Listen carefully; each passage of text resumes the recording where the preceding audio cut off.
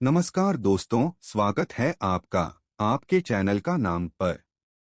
आज हम बात करेंगे उस महान सम्राट की जिसका नाम भारतीय इतिहास में आदर्श शासन, न्याय और विद्या प्रेम के लिए अमर है। यह कहानी है उज्जैन के महान सम्राट विक्रमादित्य की। भारत में कई शासक हुए जिन्होंने युद्ध जीते, साम्राज्य बनाए, लेकिन विक्रमादित्य ने केवल साम्राज्य ही नहीं बनाया बल्कि संस्कृति, कला और न्याय की ऐसी नींव रखी जो आज तक जिंदा है। तो चलिए दोस्तों, समय की धारा को पीछे मोड़ते हैं और सुनते हैं विक्रमादित्य की प्रेरणादायी कहानी। जन्म और प्रारंभिक जीवन। विक्रमादित्य का जन्म उज्जैन में हुआ। वे गुप्त वंश या परमार वंश से जुड़े माने जाते हैं। इतिहासकारों की अलग अलग राय। बचपन से ही उनमें असाधारण साहस और बुद्धिमत्ता थी। उन्होंने वेद, उपनिषद, शास्त्र और राजनीति का अध्ययन किया। शस्त्रकला में निपुणता हासिल की। गुरुजनों ने कहा कि यह बालक आगे चलकर भारत की धरती का गौरव बनेगा। सिंहासनारोहण। पिता के निधन के बाद विक्रमादित्य ने उज्जैन की गद्दी संभाली। उज्जैन उस समय व्यापार और संस्कृति का केंद्र था। उनके सामने कई चुनौतियां थीं, सीमाओं पर आक्रमणकारी, जनता की समस्याएं और आर्थिक कठिनाइयां। लेकिन अपने साहस और नीति से उन्होंने सबका समाधान किया। सिंहासन पर बैठते ही उन्होंने घोषणा की, मेरे राज्य में अन्याय नहीं होगा, हर प्रजा सुरक्षित होगी और विद्वान सम्मान पाएंगे। साम्राज्य विस्तार और युद्ध। शकों के खिलाफ युद्ध। हुनों और अन्य आक्रमणकारियों को हराना। विक्रमादित्य का साम्राज्य उत्तर भारत से लेकर दक्षिण भारत तक फैला। उनकी सेना अनुशासित और शक्तिशाली थी। एक युद्ध का प्रसंग। दुश्मन सेना ने रात में हमला किया। विक्रमादित्य ने स्वयं घोड़े पर सवार होकर सेना का नेतृत्व किया और विजयी हुए। उन्होंने कहा, राजा वही है जो युद्ध के समय अपनी जनता के आगे ढाल बन जाए। न्यायप्रिय विक्रमादित्य। जनता उन्हें धर्मराज कहती थी। उनके दरबार में न्याय निष्पक्ष और तेज होता था। एक किस्सा। दो स्त्रियां एक ही बच्चे की मां होने का दावा करती थीं। विक्रमादित्य ने बुद्धिमानी से असली मां की पहचान की और न्याय किया।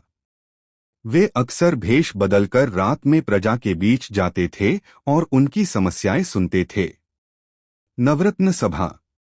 विक्रमादित्य के दरबार में 9 महान विद्वान थे जिन्हें नवरत्न कहा जाता है। एक कालिदास, महान कवि, मेघदूत और अभिज्ञान शाकुंतलम के रचयिता। 2 वराहमिहिर, खगोलशास्त्री और ज्योतिषी। 3 धन्वंतरी, आयुर्वेदाचार्य। 4 अमर सिंह, संस्कृत साहित्य और शब्दकोश के आचार्य। 5 वेताल भट्ट, कथाकार। 6 वरुचि, ज्योतिष और व्याकरण विद्वान। 7 घटकर पर, कवि। 8 शंखु, वास्तुशास्त्री। 9 केतु, राजनीति विशेषज्ञ। इनके कारण विक्रमादित्य का दरबार विद्या, विज्ञान और कला का केंद्र बन गया। संस्कृति और कला। विक्रमादित्य के शासनकाल को सांस्कृतिक स्वर्ण युग कहा जाता है। कालिदास की रचनाएं आज भी पढ़ी जाती हैं। मंदिरों और नगरों का निर्माण हुआ। संगीत, नृत्य और चित्रकला को बढ़ावा मिला। उनकी राजधानी उज्जैन को विद्या और संस्कृति की नगरी कहा गया। विक्रम बेताल की कथाएं। विक्रमादित्य और बेताल की कहानियां सबसे प्रसिद्ध हैं। बेताल हर बार राजा को एक कथा सुनाता और प्रश्न पूछता। अगर राजा उत्तर देता तो बेताल उड़कर पेड़ पर लौट जाता। एक कथा। एक राजा ने अपने बेटे की शादी एक नागकन्या से की। बेताल ने पूछा, इस विवाह का क्या परिणाम होगा? विक्रमादित्य ने बुद्धिमानी से उत्तर दिया। इन कहानियों में जीवन की गहरी शिक्षा और नीति छिपी है।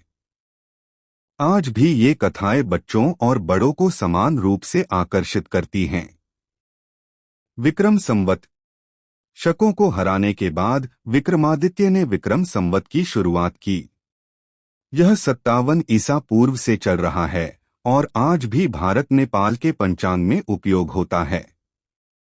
उनकी विजय का प्रतीक और उनकी स्मृति का शाश्वत चिन्ह। सम्राट की विरासत। विक्रमादित्य को आदर्श राजा माना गया। उनकी छवि केवल योद्धा की नहीं, बल्कि विद्या और संस्कृति के संरक्षक की थी।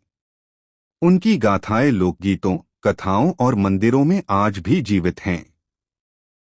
हर युग में लोग कहते हैं, काश हमारे समय में विक्रमादित्य जैसा राजा होता। तो दोस्तों, यह थी सम्राट विक्रमादित्य की जीवन गाथा। उन्होंने हमें सिखाया कि सच्चा राजा वही है जो प्रजा की रक्षा करे, विद्वानों का सम्मान करे और धर्म के मार्ग पर चले। उनकी गाथाएं सिर्फ इतिहास नहीं, बल्कि प्रेरणा हैं। अगर आपको यह वीडियो पसंद आया हो तो इसे लाइक और शेयर कीजिए और चैनल को सब्सक्राइब करना मत भूलिए। फिर मिलेंगे एक नई ऐतिहासिक कहानी के साथ। जय हिंद, जय भारत।